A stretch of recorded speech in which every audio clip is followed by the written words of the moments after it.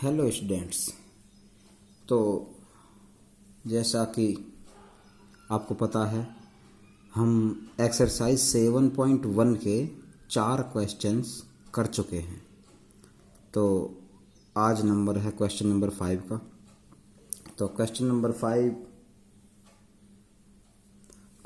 5 इतना इम्पोर्टेंट नहीं है। क्वेश्चन नंबर 5 को स्किप करते हैं, आते हैं क्वेश्चन नंबर 6 पर। तो क्वेश्चन नंबर 6 के बारे में मैं थोड़ा सा आपको बता देता हूँ पहले। इसमें क्वेश्चन नंबर 6 में वो पूछा है, 4 कोऑर्डिनेट्स हमें दिए हुए हैं। उन 4 कोऑर्डिनेट्स से कोई भी एक क्वाड्रिलेटरल बनता है, यानी चतुर्भुज बनता है। वो किस प्रकार का चतुर्भुज है ये हमें बताना है। जैसे हमने 4th क्वेश्चन में एक ट्रायंगल के वो दिए हुए थे हमें कोऑर्डिनेट्स, उससे हमें बताना था कि ये किस प्रकार का ट्रायंगल है। अब इसी तरह से हमें 4 कोऑर्डिनेट्स दे रखे हैं और उन 4 कोऑर्डिनेट्स से हमें ये बताना है कि किस प्रकार का वो क्वाड्रिलेटरल यानी कि चतुर्भुज इससे बनता है। तो मैं आपको बता देता हूँ किस किस प्रकार के चतुर्भुज होते हैं। एक अगर चतुर्भुज में बना दूं यहाँ पे जैसे करके,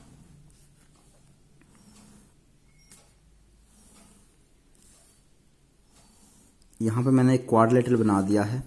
इसका ये ए पॉइंट बना देता हूँ मैं, बी सी और डी। ठीक है, ये इसके 4 कोऑर्डिनेट्स हैं, दिए हुए होंगे हमें, लेकिन मैं भी ऐसे बता देता हूँ। तो हमें साइड ए बी की लेंथ निकालनी होगी, बी सी की निकालनी होगी, सी डी की निकालनी होगी और ए डी की निकालनी होगी। अगर चारों साइड इक्वल आ जाती हैं, अगर चारों साइड बराबर आ जाती हैं, तो फिर उसके बाद हमें डायगोनल्स निकालने होते हैं। डायगोनल्स जिनको हम विकर्ण बोलते हैं, यानी बीडी निकालना पड़ेगा और एक विकर्ण एसी निकालना पड़ेगा। ठीक है, अगर चारों साइड इक्वल आ जाती हैं और दोनों विकर्ण भी बराबर आ जाते हैं, तो ये हमारा बनेगा स्क्वायर। ठीक है, जिसे हम हिंदी में वर्ग बोलते हैं। समझ आ रहा है? अगर चारों साइड इक्वल आ जाती हैं और दोनों डायगोनल भी बराबर आ जाते हैं, तो ये स्क्वायर बनेगा। अच्छा जी, अगर चारों साइड बराबर आ जाती हैं, अगर चारों साइड बराबर आ जाती हैं और डायगोनल्स बराबर नहीं आते, चारों साइड तो इक्वल आ जाती हैं लेकिन डायगोनल्स दोनों इक्वल नहीं आते, तो वो बनता है हमारा रोम्बस, यानी कि समचतुर्भुज। ठीक है, अच्छा जी, इसी तरह से अगर आमने सामने की दोनों साइड बराबर आ जाती हैं, जैसे यहां बना देता हूं मैं कुछ इस तरह से,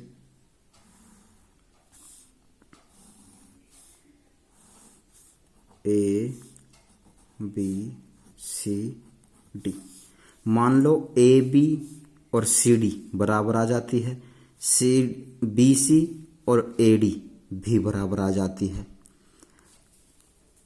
उसके बाद फिर हम क्या निकालना होता है? विकर्ण निकालना होता है। हमें डायगोनल्स निकालने पड़ते हैं। डायगोनल्स के बाद हमें पता चलता है कि ये किस प्रकार का चतुर्भुज होता है।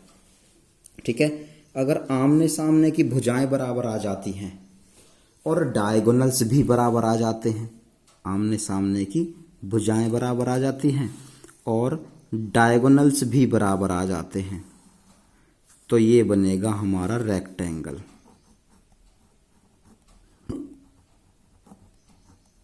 ठीक है, जिसको हम हिंदी में बोलते हैं आयत।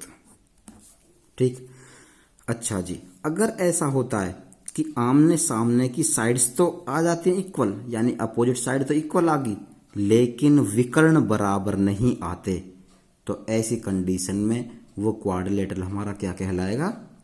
पैरेललोग्राम। ठीक है, अब जैसे जैसे हम क्वेश्चंस को करते जाएंगे वैसे वैसे हम आपको बताते चलेंगे। ठीक है, तो आइए क्वेश्चन नंबर 6 स्टार्ट करते हैं। जैसा कि क्वेश्चन नंबर 6 में हमें दे रखे हैं 4 कोऑर्डिनेट्स दे रखे हैं, मैं यहाँ पर लिख लेता हूँ 4 कोऑर्डिनेट्स को। क्वेश्चन नंबर 6 का फर्स्ट पार्ट है, कोऑर्डिनेट्स हैं -1 -2 1 और 0 -1 और 2 -3 और 0। ठीक है, ये 4 कोऑर्डिनेट्स हमें दिए हुए हैं। अब इन 4 कोऑर्डिनेट्स क्या कर, पहले वाले को मैं A मान लेता हूँ, दूसरे वाले को B, तीसरे वाले को C और चौथे वाले को D मान लेता हूँ। ठीक है, अच्छा जी। अब इन कोऑर्डिनेट्स को मैं इधर लिख लेता हूँ, इसके ऊपर जो ये हमें एक चतुर्भुज रफली ऐसे बना लेते हैं हम, उस पे लिख लेते हैं। तो A के हैं हमारे -1 और -2, B के दे रखे हैं हमें 1 और 0, C के दे रखे हैं -1 और 2 और D के दे रखे हैं -3 और 0। ठीक है, इस तरह से हमने कोऑर्डिनेट्स को लिख लिया है। अच्छा जी, अब क्या करते हैं, अब हमें साइड फाइंड करनी है, साइड्स। तो सबसे पहले हम निकालेंगे साइड ए बी की लेंथ। साइड ए बी की लेंथ मतलब distance between A and B. तो वही डिस्टेंस फॉर्मूला लगा के मैं डायरेक्ट लगा रहा हूँ, क्योंकि कई सारे सवाल हम कर चुके हैं। अगर समझ में ना आए तो वीडियो को पॉज करके रीप्ले करके देखें। तो मैं ए बी साइड निकाल रहा हूँ। पहली बार मैं फॉर्मूला लिख देता हूँ यहाँ पे, √x2 - x1 का whole square plus y2 - y1 का होल स्क्वायर। ठीक है, क्योंकि हम a और b ले रहे हैं तो इसी में से हमें x1 x2 y2 y1 निकालना पड़ेगा। ठीक है, तो मैं कर रहा हूँ फटाफट। x2 हमारा हो जाएगा 1 -1 प्लस हो जाएगा 1 स्क्वायर प्लस y2 है हमारा 0 माइनस प्लस और y1 2 और उसका स्क्वायर और पूरा स्क्वायर रूट। ठीक है, 1 1 हो जाएगा 2 2 का स्क्वायर प्लस 0 प्लस 2 2 2 का स्क्वायर। ठीक है, 2 का स्क्वायर 4 प्लस 2 का स्क्वायर 4 4 प्लस 4 8 हो जाएगा, यानी कि √8 आ जाएगा ये। ठीक है, अच्छा जी, साइड ए भी आ गई √8। इसी तरह से साइड बी सी निकालेंगे। साइड बी सी भी वैसे ही निकालेंगे। तो बी और सी के हमें वो दे रखे हैं कोऑर्डिनेट्स। ठीक है, ये बी के और ये सी के हैं। उसी तरह से बी सी में भी हम क्या लगाएंगे, डिस्टेंस फॉर्मूला लगा के। तो डार्ट लगा रहा हूँ मैं यहाँ पे। तो x2 यानी कि -1 और -1 ये भी। ठीक है, प्लस 2 -0 और उसका स्क्वायर, इसका स्क्वायर। ठीक है, समझ आ रहा है।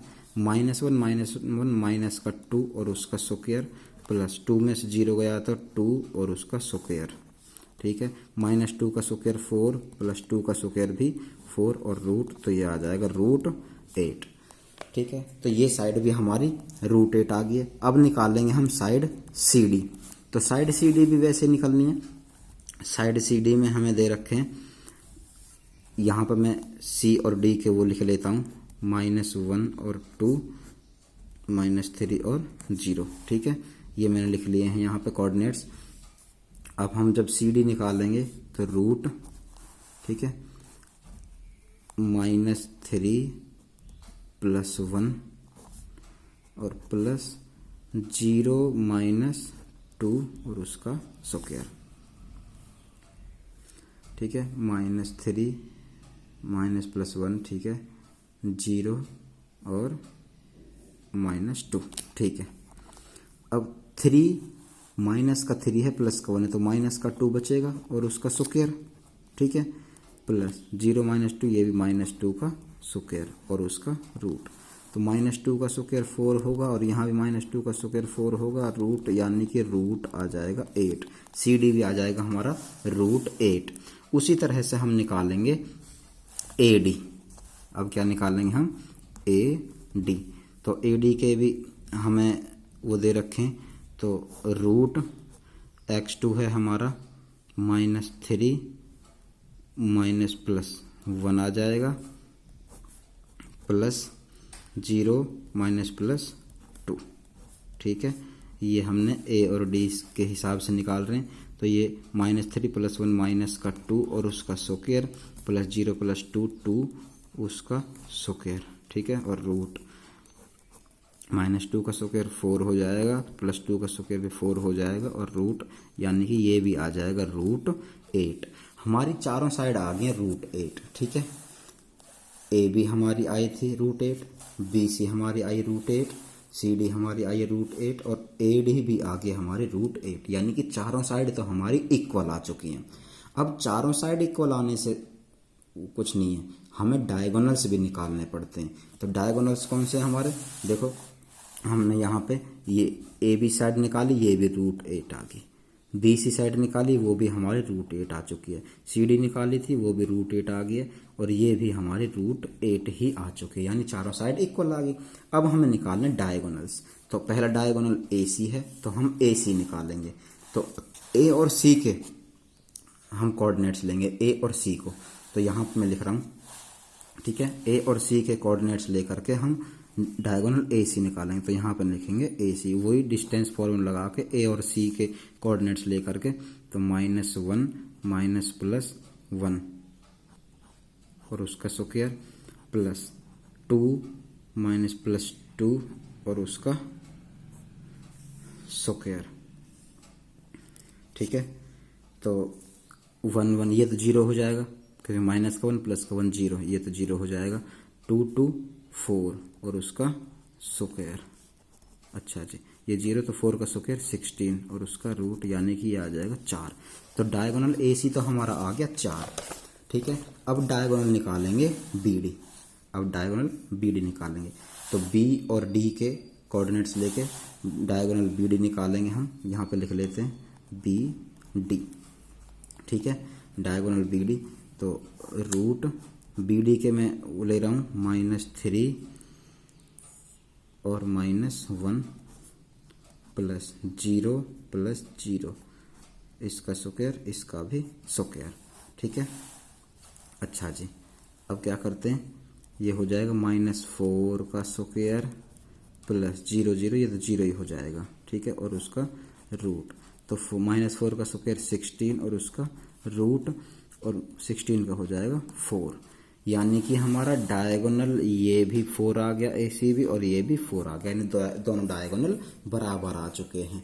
मैंने आपको बताया था अगर चारों साइड इक्वल आ जाती हैं और दोनों डायगोनल बराबर आ जाते हैं, भाई चारों साइड इक्वल है, √8 √8 √8 और √8, और दोनों डायगोनल 4 और ये भी 4, तो दोनों डायगोनल बराबर आ गए। तो ये क्या हो जाएगा, हमारा स्क्वायर हो जाएगा, ठीक है। क्या हो जाएगा, ये स्क्वायर। जैसा कि मैंने आपको पहले चारों को क्वाड्रिलेटरल्स के बारे में बता दिया है, वैसे करके आपको निकाल लेना है।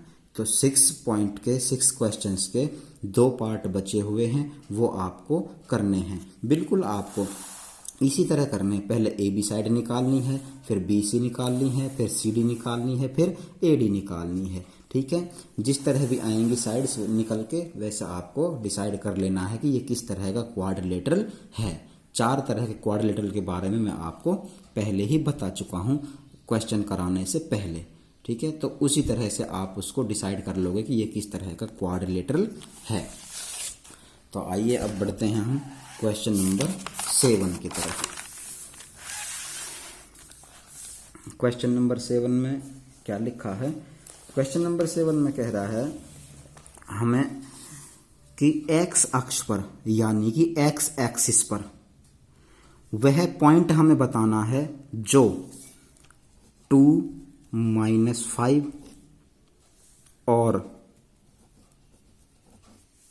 -2 और 9 से समदूरस्थ हो।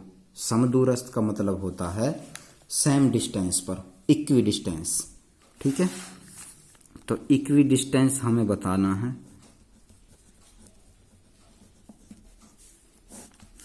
इक्वी डिस्टेंस का जब कोई भी फॉर्मूला आ जाता है, अब ये पूछ रहा कि एक्स एक्सिस से, तो हम यहाँ पे एक्सिस बनाते हैं, ठीक है। ये होता है हमारा एक्स एक्सिस और ये होता है हमारा वाई एक्सिस। हमें एक्स एक्सिस पे निकालना है। तो आपको पता होगा, मैंने बहुत बार बता चुका हूँ आपको क्लासेस में भी, कि जब एक्स एक्सिस पे कोई पॉइंट लेंगे तो एक्स की कोई ना कोई वैल्यू होगी, एक्स की चाहे तो 1 होगी, 0 होगी, 2 होगी, 3, कुछ भी, एनीथिंग, कोई भी वैल्यू होगी। और वहां एक्स एक्सिस पे वाई की वैल्यू हमेशा 0 होती है। तो मैं एक पॉइंट लेट कर लेता हूं, let point on x axis, x axis, x axis पे वो पॉइंट लेट कर लेता हूं। तो एक्स की कोई ना कोई वैल्यू होगी, उसकी जगह मैं एक्स ले लेता हूं और वाई की वैल्यू हमेशा 0 होगी। ठीक है, तो ये वाला पॉइंट मान लो लेट कर लेते हैं हम, जो इन दिए हुए दो पॉइंट से, इससे और इससे इक्वी डिस्टेंस पे यानी कि समान दूरी पर है। तो किस तरह से इसको डिनोट करते हैं हम, मान लो ये वाला पॉइंट है वो, ठीक है, ये वाला पॉइंट जो हमने लेट किया है यानी कि x और 0, ये वाला पॉइंट है जो किससे, दिए हुए पॉइंट पहले वाले यानी 2 और -5 से, और इधर किससे, -2 और 9 से समान दूरी पर है।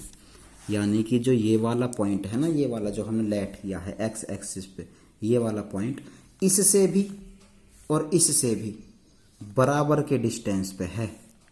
ठीक है, बराबर के डिस्टेंस पे है। जब ये दोनों बराबर के डिस्टेंस पे हैं यानी इक्वल डिस्टेंस पे हैं, तो क्या करेंगे, अगर मैं इसको मान लेता हूं पी क्यू और इसको मान लेता हूं आर, तो पी क्यू का डिस्टेंस और पी आर का डिस्टेंस, दोनों का डिस्टेंस बराबर होगा यानी इक्वल होगा, क्योंकि ये इक्वल डिस्टेंस पे हैं, इक्वी डिस्टेंस यानी कि समदूरस्थ। तो हम इन दोनों को इक्वल डिस्टेंस पे रख देते हैं, यानी कि इक्वल डिस्टेंस क्या होगा, यानी कि पी क्यू बराबर होगा पी आर के, क्योंकि ये इक्वल डिस्टेंस पे हैं। तो जो पी है पॉइंट पी, वो क्यू से भी बराबर दूरी पे है और आर से भी बराबर दूरी पे है, इसलिए हमने इन दोनों को क्या रख दिया, इक्वल रख दिया। अब इस पी क्यू का मतलब क्या है, distance between P and Q, यानी कि पी और क्यू के बीच की दूरी। और पी आर का मतलब क्या है, पी आर का मतलब है पी और आर के बीच की दूरी। तो वो डिस्टेंस फॉर्मूला लगा के हम यहाँ पे लिख लेते हैं। तो पी क्यू में जब डिस्टेंस फॉर्मूला लगाएंगे तो वो डिस्टेंस फॉर्मूला लगता है x2 माइनस x1 का whole square plus y2 minus y1 का होल स्क्वायर। ऐसे ही करके हम लगाते हैं पी आर में। तो इक्वल टू फॉर्मूला तो वही होता है, x2 माइनस x1 का whole square plus y2 minus y1 का होल स्क्वायर।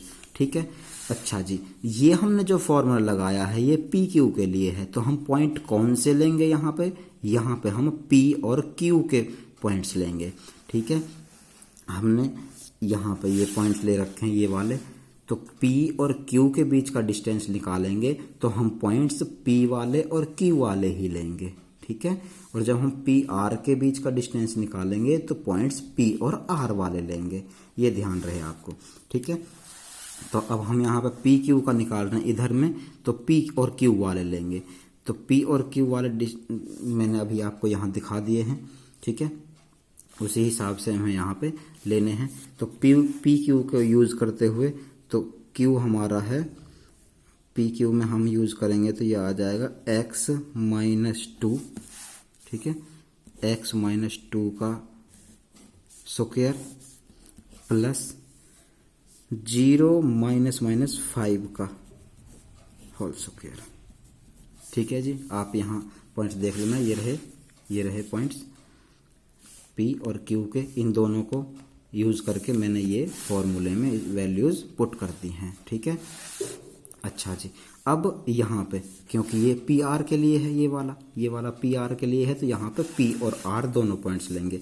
तो पी आर के जब यूज़ करेंगे तो मैं पॉइंट इसमें पुट कर देता हूँ value, x minus minus plus हो जाता है 2 इसका स्क्वायर और प्लस 0 माइनस 9 का होल स्क्वायर और उसका पूरे का स्क्वायर रूट। ठीक है, अच्छा जी, जब इधर हम करेंगे तो x माइनस 2 का होल स्क्वायर, यहाँ पे फॉर्मूला खुलेगा a माइनस बी का होल स्क्वायर। ठीक है, a माइनस बी का होल स्क्वायर पता है आपको, a माइनस बी का होल स्क्वायर होता है a square plus B square minus 2ab। तो ये वाला फॉर्मूला हम यहाँ पे यूज करने वाले हैं इस वाले में, ठीक है। तो a का स्क्वायर यानी कि x का स्क्वायर प्लस b का स्क्वायर यानी कि 2 का स्क्वायर और माइनस 2a यानी कि x और b यानी कि 2, ठीक है, प्लस ये हो जाएगा। अब इसमें 0 + 5 तो 5 ही हो जाएगा, 5 का स्क्वायर होता है 25, डायरेक्ट लिख दिया मैंने, ठीक है। इसी तरह से बिल्कुल इसी तरीके से यहाँ पे भी हम लगाएंगे x + 2 का होल स्क्वायर, यहाँ पे प्लस वाला लगेगा। अभी यहाँ पे a - b का लगा था, यहाँ पे a + b का हो जाएगा। तो a + b का होल स्क्वायर होता है a² + b² + 2ab, ठीक है। ये वाला फॉर्मूला हम यहाँ पे यूज करने वाले हैं। तो a का स्क्वायर यानी कि x का स्क्वायर प्लस b का स्क्वायर यानी कि 2 का स्क्वायर, 2 का स्क्वायर प्लस 2ab, 2a यानी x और b यानी कि 2 प्लस, ठीक है, ये हो गया। अब उसके बाद 0 - 9 यानी कि -9 का होल स्क्वायर और उसका स्क्वायर रूट। समझ आ रहा है? ये रूट इधर है और ये वाला रूट इधर है, तो रूट से मैं रूट को कैंसिल कर देता हूँ, ठीक है, रूट से रूट कैंसिल कर दिया। अब ये x स्क्वायर का x स्क्वायर प्लस 2 का स्क्वायर 4 माइनस 2 × 2 = 4x, यहाँ तक समझ में आ रहा है, और प्लस का 25, ठीक है। x स्क्वायर का x स्क्वायर, 2 का स्क्वायर 4 हो गया, 2 × 2 = 4x, तो माइनस का 4x और 25 का 25, रूट से रूट कैंसिल कर दिया था हमने, ठीक है। अच्छा जी, अब इधर x स्क्वायर का x स्क्वायर प्लस 2 का स्क्वायर होता है 4 प्लस 2 × 2 = 4x प्लस -9 का स्क्वायर करेंगे तो 81 आएगा, ठीक है। पहले भी कई बार बता चुका हूँ, चाहे नेगेटिव नंबर का स्क्वायर कर ले या पॉजिटिव नंबर का स्क्वायर कर ले, हमेशा पॉजिटिव ही आता है, ठीक है। अच्छा जी, अब यहाँ पे क्या करते हैं हम, यहाँ पे x स्क्वायर है, यहाँ पे भी x स्क्वायर, तो x स्क्वायर से x स्क्वायर कैंसिल हो जाएगा। यहाँ पे 4 है, यहाँ पे 4 है, 4 से 4 कैंसिल हो जाएगा। अब यहाँ पे माइनस का 4x है और यहाँ पे प्लस का 4x है, तो ये नहीं कटेगा। तो यहाँ पे क्या करते हैं, 4x माइनस का, तो यहाँ पे ले लेते हैं हम माइनस का 4x यानी कि x वाले टर्म्स एक साइड और विदाउट x वाले टर्म्स एक साइड, तो 4x आ गया। और इधर प्लस का 4x है, इधर आके ये भी माइनस का 4x हो जाएगा, ठीक है, = अब यहाँ पे है 81, तो 81 को मैं लिखूंगा, और ये 25 जो था ये वाला प्लस का, इधर जाके ये क्या हो जाएगा, माइनस का 25 हो जाएगा। समझ आ रही है बात, ठीक है। तो माइनस का 4x माइनस का 8x हो जाएगा, = 81 में से 25 जाएगा तो ये बचेगा 56, ठीक है। अच्छा जी, 8 को हम इधर लेके जाएंगे तो यहाँ बचेगा x = 56, ये माइनस इधर हो जाएगा तो -/8 आ जाएगा, ये, ठीक है। तो 8 × 7 = 56, तो x की वैल्यू क्या आ जाएगी, -7, ठीक है। x जो हमने यहाँ पे x ये लेट किया था ना, ये x और 0, इस x की वैल्यू यहाँ पे क्या आ चुकी है, -7, x की वैल्यू -7 आ चुकी है। तो हमारे पॉइंट्स क्या आ जाएंगे, जो हमने लेट किए थे x, वो पॉइंट आ जाएगा हमारा, जिससे ये वाला पॉइंट यहाँ x और 0 था ना, तो Q से इस वाले पॉइंट से और इस वाले R पॉइंट से ये वाला पॉइंट जो समदूरस्थ है यानी इक्वी डिस्टेंस पे है, यानी कि इक्वल डिस्टेंस पे है, वो पॉइंट क्या आ जाएगा, x की वैल्यू यहाँ पे क्या आ चुकी है हमारी, -7, तो x की जगह तो आ जाएगा -7 और y की जगह वो 0 ही रहेगा, क्योंकि x एक्सिस पे y की वैल्यू हमेशा 0 होती है। तो पॉइंट आ जाएगा हमारा -7 और 0। इस पॉइंट से यानी कि -7 अगर मैं यहाँ पे लिख दूँ, -7 और 0, यानी कि ये वाला वो पॉइंट है x एक्सिस पे, जिससे ये वाला पॉइंट और ये वाला पॉइंट हमेशा समान दूरी पर यानी इक्वल डिस्टेंस पर रहेंगे, ठीक है। तो ये है वो 7th क्वेश्चन, ठीक है। तो 7th क्वेश्चन कंप्लीट हो चुके हैं। अब इसमें 3 क्वेश्चन बचे हैं, 8, 9 और 10, वो क्वेश्चन हम आपको कल कराएंगे, ठीक है। तो आज के लिए इतना ही काफ़ी है।